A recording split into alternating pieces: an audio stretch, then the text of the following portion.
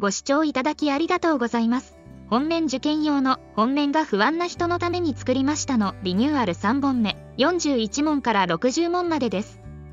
それでは合格目指して一緒に頑張りましょう。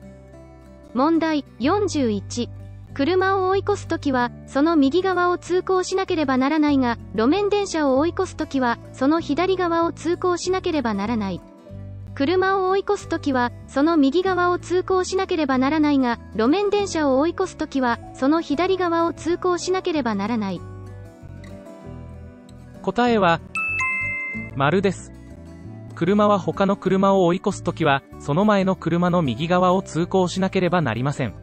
また、道路の中央寄りにレールが設けられている路面電車を追い越すときは、その路面電車の左側を通行しなければなりません。前の車や路面電車を追い越す時の原則として覚えておきましょう。ただし、追い越されようとする前の車が右折するため道路の中央などによって通行している時は、その左側を通行しなければなりません。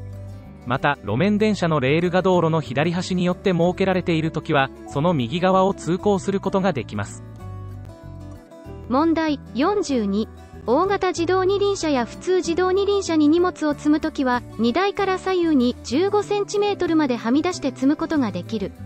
大型自動二輪車や普通自動二輪車に荷物を積むときは、荷台から左右に 15cm まではみ出して積むことができる。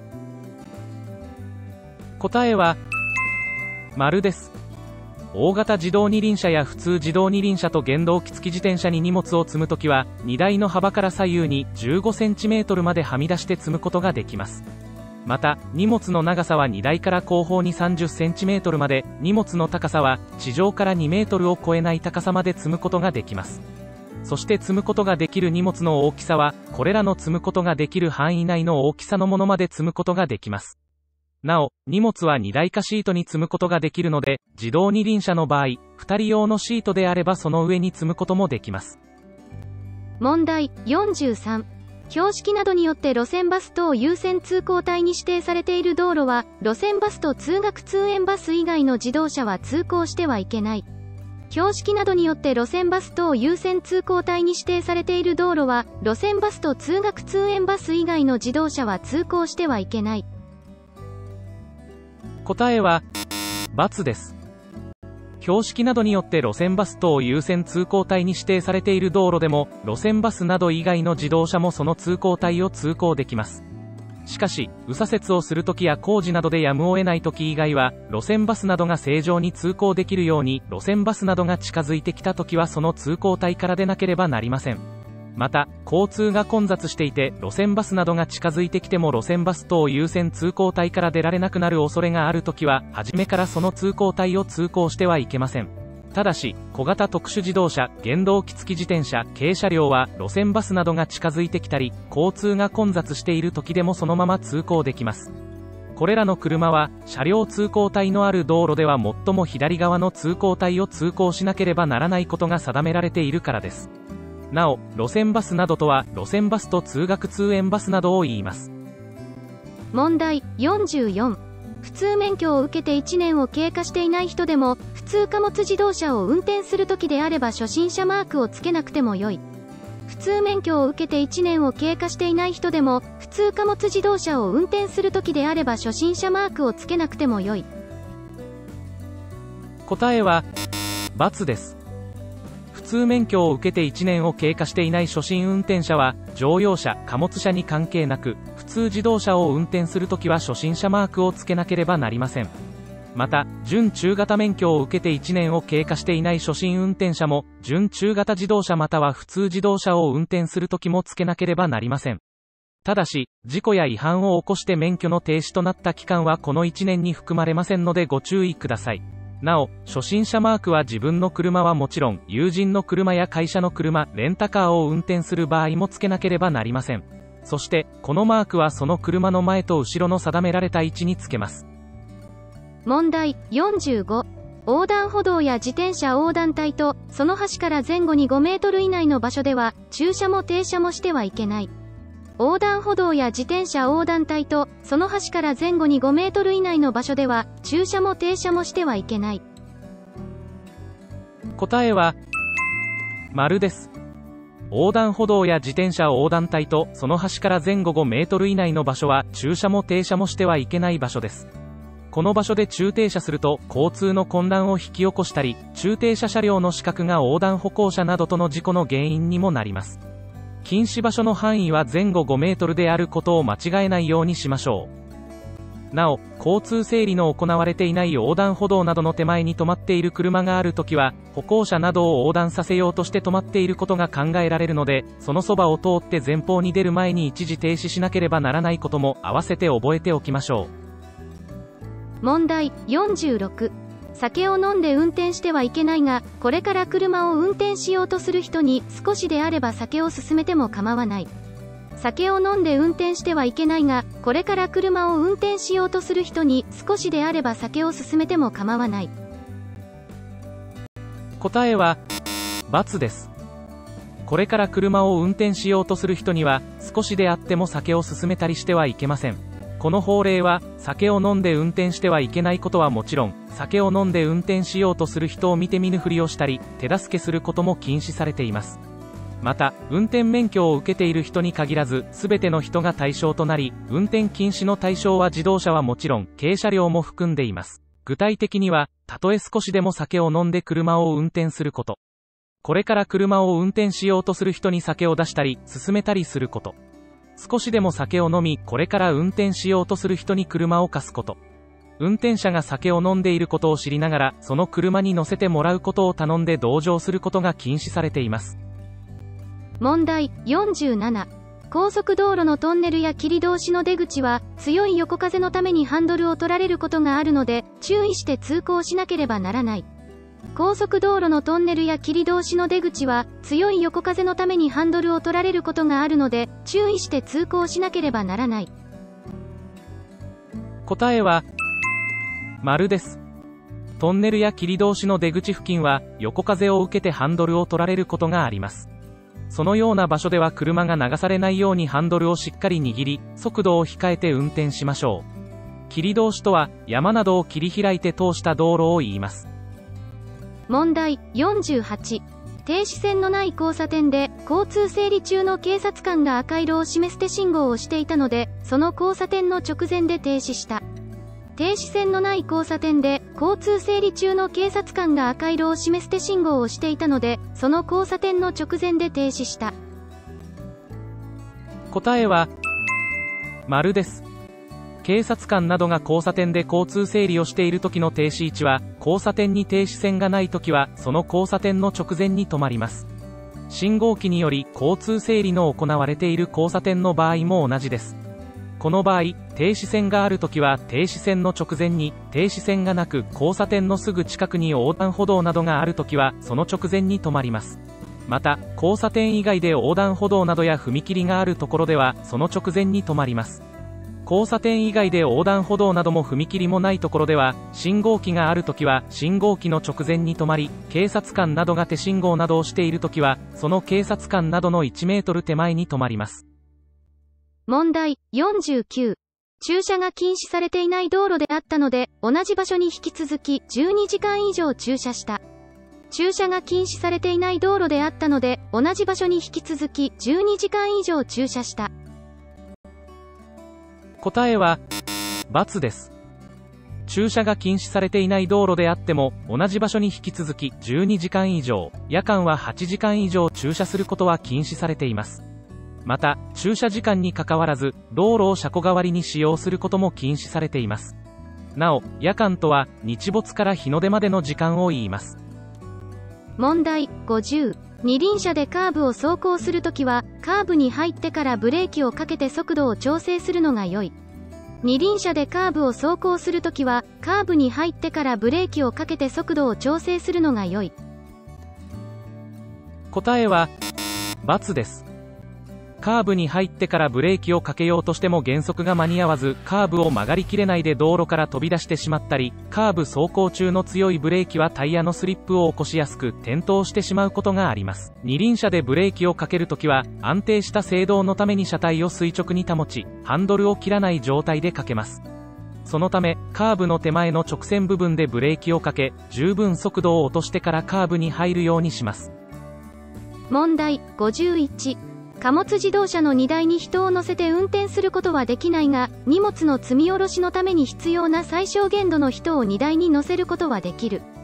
貨物自動車の荷台に人を乗せて運転することはできないが、荷物の積み下ろしのために必要な最小限度の人を荷台に乗せることはできる。答えは×です。人は座席に乗せなければならないので、貨物自動車の荷台に人を乗せて運転することはできませんが、荷台に荷物を積んだとき、その荷物が転落したり荷崩れを起こさないように、その荷物を見張るために必要最小限度の人を荷台に乗せて運転することができます。荷台に人を乗せる目的は見張りのためであって、荷物の積み下ろしなどではありませんのでご注意ください。そして、見張りのために人を荷台に乗せて運転するときは、警察署長の許可はいりません。貨物自動車の乗車場所の例外として認められています。また、出発地の警察署長の許可を受けたときは、見張り以外の目的でも貨物自動車の荷台に人を乗せて運転することができます。問題52。前の車を追い抜こうとしたところ、前の車がそれに気づかず急に進路を変え始めたので、衝突を避けるためやむを得ず警音機を鳴らした。前の車を追い抜こうとしたところ、前の車がそれに気づかず急に進路を変え始めたので、衝突を避けるためやむを得ず警音機を鳴らした。答えは○です。警音機は、警笛鳴らせの標識がある場所や警笛区間以外では鳴らしてはいけませんが、危険を避けるためやむを得ない場合は鳴らすことができます。危険を避けるためやむを得ない場合とは、相手がその危険に気づいていない場合などで、制動操作だけでは間に合わず、警音機を鳴らす以外に事故を避けられない場合などです。例えば、路地などから急に自動車がバックで出てきた場合や、濃霧などのため前方の視界が悪く危険であると判断した場合などです。そのため、前者の発進を促すためや、無理な追い越しや、挨拶のための使用は警音機の乱用にあたります。問題文の場合、前者が追い抜こうとしている自動車の接近に気づかず、急に進路の変更を始めたので、衝突を避けるためのやむを得ない場合と言えます。問題53。原動機付き自転車で、原動機付き自転車の右折方法、小回りの標識のある交差点を右折するとき、交通整理が行われ、3つの車両通行帯があったので2段階右折をした。原動機付き自転車で、原動機付き自転車の右折方法、小回りの標識のある交差点を右折するとき、交通整理が行われ、3つの車両通行帯があったので2段階右折をした。答えは×です。原動機付き自転車で交差点を右折するときは、たとえ交通整理が行われ、車両通行帯が3つ以上ある道路の交差点でも、原動機付き自転車の2段階右折禁止の標識があるときは、自動車と同じ小回り右折をします。原付きの右折方法も覚えておきましょう。要点は次の通りです。原付きも自動車と同じであらかじめ道路の中央により、交差点の中心のすぐ内側を通行する小回り右折が原則です。しかし特例として、原動機付き自転車の2段階右折の標識のある交通整理の行われている交差点や、車両通行帯が3つ以上ある道路の交通整理の行われている交差点では2段階右折をしなければなりません。要点は、信号機などがあって、2段階右折をしなければならない標識があるか、3車線以上ある道路の交差点では2段階右折をしなければなりません。その他の場合は、自動車と同じ小回り右折をします。その交差点は、交通整理が行われていない交差点や、交通整理が行われていても車両通行帯が2車線以下の道路の交差点、交通整理が行われていて車両通行帯が3車線以上の交差点でも、2段階右折禁止の標識がある場合は小回り右折をしなければなりません。なお、2段階右折をしなければならない交差点でも、信号機が赤や黄色の点滅信号に変わったときは、交通整理の行われていない交差点になるので、小回り右折をしなければなりません。交通量の少なくなる夜間だけこのように点滅信号に変わることもあります。また、2段階右折をしなければならない交差点で右折するときに、右向きの青色の矢印信号が点灯したときでも、右折を始めることはできません。この場合、信号が青色になるか、青色の矢印が直進方向に点灯するまで待たなければなりません。問題54。免許を受けていても、免許証を携帯しないで自動車や原動機付き自転車を運転すると、無免許運転になる。免許を受けていても、免許証を携帯しないで自動車や原動機付き自転車を運転すると、無免許運転になる。答えは、×です。自動車や原動機付き自転車を運転するときは、その車を運転することができる免許証を携帯しなければなりません。免許を受けていても、免許証を携帯せずに運転したときは、無免許運転ではなく、免許証不携帯という交通違反になります。無免許運転になる場合は、有効期間の過ぎた免許で運転したとき、免許の取り消しを受けた後で運転したとき、免許の停止・仮停止期間中に運転したとき、その免許で運転できない車を運転したときなど、免許の効力を失ったときや停止されているとき、またはその免許の効力のない車を運転した場合です。問題55。内輪差とは、車が曲がるとき、後輪が前輪より内側を通ることによる前後輪の軌跡の差を言う。内輪差とは、車が曲がるとき、後輪が前輪より内側を通ることによる前後輪の軌跡の差を言う。答えは、○です。内輪差とは、右左折をするときなど車が右や左に曲がるとき、後輪が前輪より内側を通る通行位置の差を言います。この内輪差は、一般に大型車のように車の長さが長くなるほど大きくなり、ハンドルを多く切るような時も大きくなります。特に左折するときは、この内輪差で歩行者や自転車などを巻き込まないように注意が必要です。なお、出題される問題には、前輪が後輪より内側を通ることを内輪差という、などのような前輪と後輪の言葉だけが入れ替わった問題もよく見かけますのでご注意ください。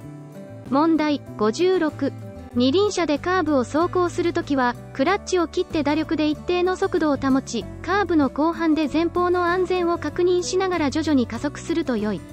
二輪車でカーブを走行するときは、クラッチを切って打力で一定の速度を保ち、カーブの後半で前方の安全を確認しながら徐々に加速すると良い。答えは、×です。